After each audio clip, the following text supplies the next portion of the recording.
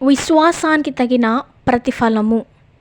దేవుని దగ్గర నుంచి పొందుకునే దయ, కరుణ, కటాక్షము.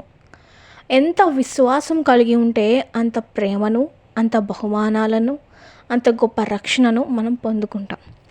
ఈరోజు మనం బైబిల్ గ్రంథంలో చూసినట్లయితే ఒక రక్తస్రావం గల స్త్రీ యొక్క విశ్వాసము ఆ స్త్రీని ఎంతో ప్రయోజనకరంగా వచ్చేలా చేసింది. ఆ యొక్క స్త్రీ ఎంతో విశ్వాసం చూపించింది కాబట్టి ఈరోజు తన యొక్క పేరును బైబిల్ గ్రంథంలో లిఖించబడింది. ఆ యొక్క స్త్రీ 12 సంవత్సరాలుగా రక్తస్రావంతో బాధపడుతూ, ఎంతోమంది వైద్యుల దగ్గర తిరుగుతూ, ఎంతో బాధపడుతూ, ఎంతో భయంకరంగా ఆ యొక్క అనారోగ్య సమస్యతో బాధపడుతూ ఉంది.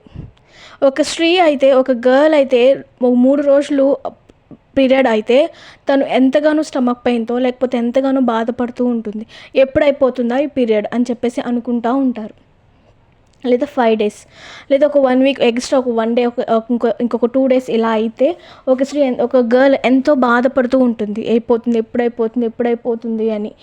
ఇప్పుడున్న కాలంలో చాలామంది పీరియడ్ రాకుండా ఉండడానికి, లేకపోతే పీరియడ్ వస్తే ఇన్ని రోజులు అవుతుంది కదా అని చెప్పేసి ఒక చిన్న ట్యాబ్లెట్ వేసేసి పీరియడ్ రాకుండా ఆపేస్తూ ఉంటారు.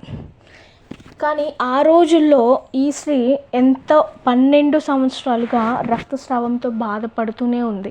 తిరగని వైద్యుడు లేడు, చేయించుకొని వైద్యం అంటూ లేదు. ప్రతిరోజు కూడా దాని గురించి బాధపడుతూనే ఉంది. అలాంటి ఈ స్త్రీ, ఈ రక్తస్రావం గల స్త్రీ నమ్మింది, విశ్వసించింది. మనుషుల దగ్గర నుంచి అయితే ఏ ప్రేమ దొరకదు, లేదా మనుషుల దగ్గర నుంచి కానీ ఏది నాకు దొరకదు, కానీ నాకు సహాయం చేసేది దైవం మాత్రమే అని విశ్వసించింది.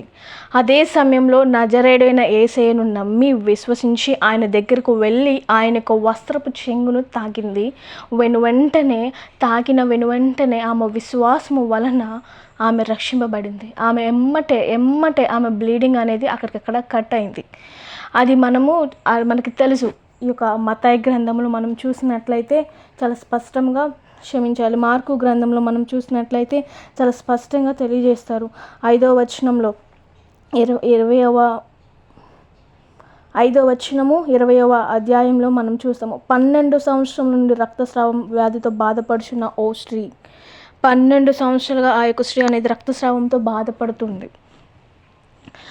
అటువంటి స్త్రీ తన యొక్క విశ్వాసము వలన దేవునికి దగ్గరికి వచ్చి తన యొక్క వస్త్రపు చెంగును తాకి తను రక్షణ పొంది విశ్వాసాన్ని చాటుకుంది. కాబట్టే 12 సంవత్సరాల నుంచి నయం కాని ఒక వ్యాధి, 12 సంవత్సరాల నుంచి తగ్గని ఒక వ్యాధి ఒక్కసారిగా ఆమెను వదిలి వెళ్ళిపోయింది.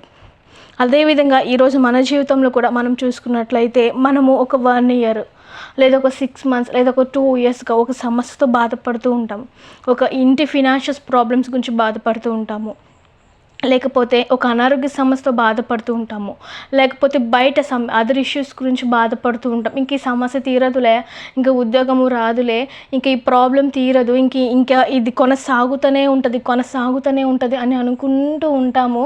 బట్ దాని గురించి సొల్యూషన్ అయితే ఆలోచించము. కానీ ఆ ప్రాబ్లం ఇలా ఎందుకు వచ్చింది, ప్రాబ్లం ఏంటి, ఈ సమస్య నాకే ఎందుకు వచ్చింది, ఈ సమస్య నేను ఎలా పరిష్కరించాలి అని దగ్గర ఉంటాం. కానీ మోకాళ్ళు కట్టి మనం ఏనాడు ప్రార్థించము. మనకు తెలుసు దేవుడు చక్కగా సహాయం చేస్తారని తెలుసు, కానీ మనం మోకాళ్ళు వేసి అనేది మనం ప్రార్థన అనేది చేయము. ఈరోజు రక్తస్రావం గల స్త్రీ 12 సంవత్సరాలుగా బాధపడుతున్నప్పటికీ కూడా దేవుని దగ్గరికి వచ్చి దేవుని దగ్గర మాత్రమే స్వస్థత దొరుకుతుంది అని తను ఎలా అయితే నమ్మిందో, విశ్వసించిందో, ఈరోజు మన జీవితంలో కూడా మనల్ని పట్టి పీడిస్తున్నటువంటి సమస్యలు కూడా మనం దేవుని దగ్గరికి వచ్చి, ప్రభా ఇదిగో నా సమస్య ఇది అని, ఆమె 12 సంవత్సరాలుగా తర్వాత దేవుని దగ్గరికి ఎలా వచ్చిందో, ఇప్పటికి నువ్వు దేవుని దగ్గరికి రాకపోతే, ఇప్పటికి దేవుని దగ్గర నీ సమస్య నువ్వు పెట్టకపోతే పెట్టు, ఈ రోజు నుంచి పెట్టు. నువ్వు అనుకోవచ్చు, నా సమస్య నన్ను సృష్టించిన సృష్టికర్తకి తెలియదా, నేను చెప్తేనే తెలుస్తుందా, చెప్పకపోతే తెలియదా అని మీరు అనుకోవచ్చు. ఒకటి, నీవు చెప్తావని బహుశా దేవుడు ఎదురు చూస్తున్నారేమో. దేవుడికి సమస్తము తెలుసు.